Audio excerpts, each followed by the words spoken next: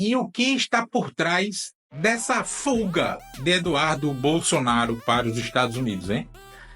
Vem comigo.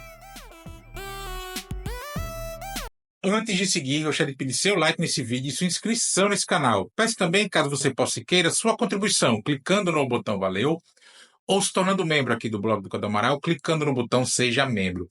Os membros do Blog do Cadu Amaral têm acesso a conteúdos exclusivos e assim você ajuda mais um espaço de luta contra o fascismo à brasileira. Ao final do vídeo, deixa seu comentário. Concorde, discorde ou complemente. Mas sempre se lembre que só não vale xingar, nem falar da mãe do povo. Compartilhe esse vídeo em todas as suas redes sociais e também no WhatsApp e no Telegram, se você tiver. Lembrando que se você é de Alagoas, você pode assistir ao Blog do Cadu Amaral na TV Com Marcel, canal 12 da NET. Se você não é de Alagoas, você pode assistir a TV Com no link que está na descrição desse vídeo. Obrigado.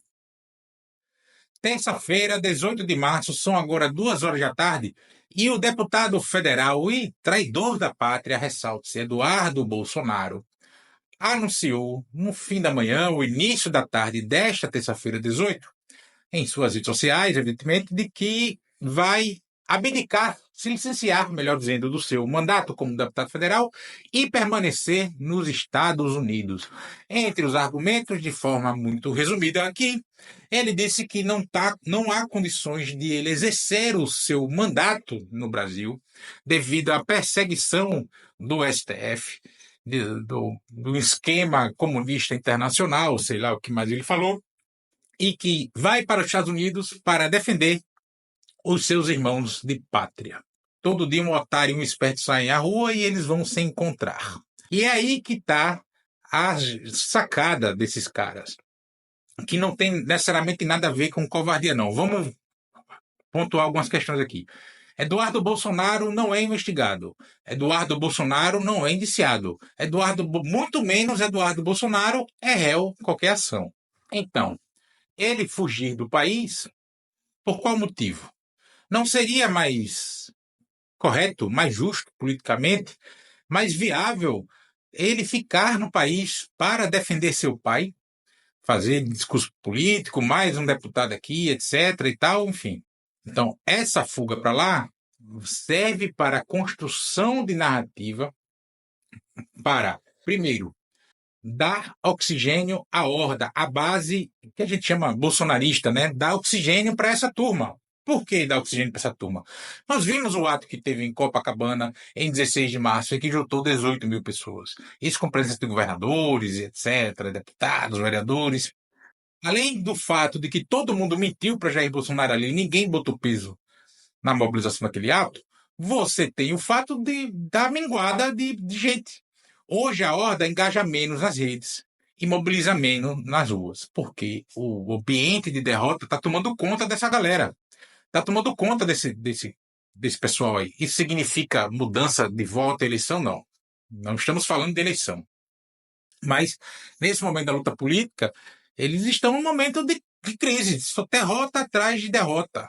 Há muito tempo, inclusive. Né? Então, precisa ter um oxigênio. O ato poderia dar esse gás. Ou se contava com isso e não deu. Então, você tem esse aspecto. O segundo aspecto, ele sai daqui, vai chegar lá, vai reafirmar a besteira que estão dizendo que o Brasil vive uma ditadura, mesmo com a OEA, desconstruindo essa narrativa, quando o cara da OEA esteve aqui, o Pedro Vaca, o advogado da OEA, esteve aqui, reafirmou o Brasil na condição de um país defensor dos direitos humanos e da liberdade de expressão, aqui no Brasil. Ele vai para lá e reafirma. E aí não será surpresa se deputados da extrema-direita dos Estados Unidos começarem a jogar, aumentarem o tom para cima do país, né? Vai mais para o Supremo, para Alexandre de Moraes, mas aumentar o tom. E aí eles têm o argumento seguinte: veja, o deputado aqui, Eduardo Bolsonaro, assumiu a presidência de uma comissão importante, mas não se sentiu seguro para exercer a sua função. Isso vai dar mais argumento. E para que serve isso? Serve para, além de aumentar o tom lá, criar um ambiente para justificativa, melhor dizendo, para que Jair Bolsonaro seja aceito como exilado político. Eduardo Bolsonaro está lá nos Estados Unidos, organizando essa coisa aí. Você tem esse fato que vai ser contado de mais ou menos desse jeito que eu estou dizendo aqui, E os caras vão dizer, não, temos que aceitar o Jair Bolsonaro como exilado. Isso se ele pular o muro da embaixada. Pode ser até que ele não faça. Mas muita gente está dizendo que ele vai fazer. Então, ele entrou na embaixada, os Estados Unidos já têm o seu argumento de perseguição política contra Jair Bolsonaro para aceitá-lo como exilado. E por que a escolha desse anúncio nesta data? Terça-feira, 18 de março. A gente tem dois fatos ocorridos hoje, né? Dois fatos ocorridos. Quer dizer, um na véspera, na verdade, no fim da véspera, na noite da véspera, enfim. A PGR reafirmou a denúncia contra dezenas de militares ali do núcleo 3 da denúncia da Procuradoria-Geral da República na ação por tentativa de golpe de Estado. Esse núcleo seria o núcleo, digamos assim, operacional, os caras que estavam monitorando o Lula, Alexandre de Moraes, o Alckmin, que ia para assassinar os caras. Então tem um monte de militar ali. Você tem essa coisa aí. E você tem a data de hoje, já previamente anunciada, a data em que Lula assina o projeto para a isenção do imposto de renda para quem recebe até 5 mil reais e cobrança em até 10% para quem tem rendimentos de 600 mil reais acima anuais. E aí não é só salário, né? CLT, enfim, não sei nem se tem alguém que tem salário de 600 mil reais ano. Mas, contando aí, dividendos, né? Dividendos sendo contados aí. Então, e essa é uma medida que ela é muito importante, porque é uma medida, além da justiça tributária, essa coisa toda, né? A medida que mais promove justiça tributária no Brasil em décadas, talvez desde sempre, e que tem grande potencial de conquistar a classe média, o eleitorado de classe média. Sempre se fala que o PT, os governos do PT ignoram a classe média, aqui é uma medida concreta. Isenção até 5 mil reais, aí as outras faixas vão ali, no seu escalonamento até 27,5. E quem tem renda de 600 pau por ano, 600 mil por ano, contando dividendos, porque os dividendos não são tributados no Brasil, e mesmo assim é uma tributação muito pequenininha, mas já é alguma coisa, né? Em até 10%. Para cobrar, para cobrir a isenção de quem recebe até 5 mil reais de salário. Então, essa data também é importante. Por quê, Cadu? Por causa do desvio de foco. Desvia o foco.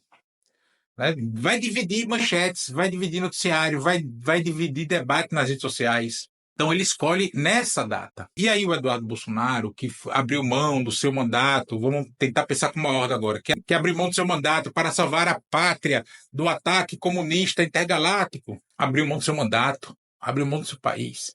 Qual a força que Eduardo Bolsonaro pode vir nesse eleitorado, que não é pequeno, em 26? O Jair Bolsonaro deu uma entrevista recentemente que apontou o Eduardo Bolsonaro como um dos filhos presidenciáveis. Né?